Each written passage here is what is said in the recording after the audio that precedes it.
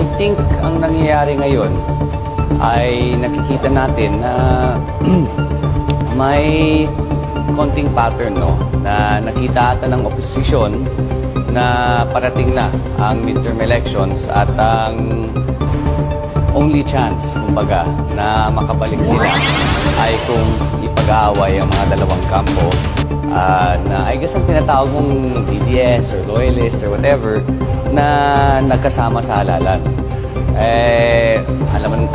Alam naman natin na ang resulta doon ay ang naging 31.8, 31.7 million na boto.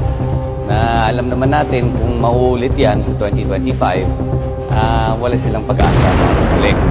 So I think that's part of it. That's why ang dami kong nakikitang interview na with opposition identified personalities na nagsasabi naghiwalay na yung mga iba't ibang kampo na magkasama noon.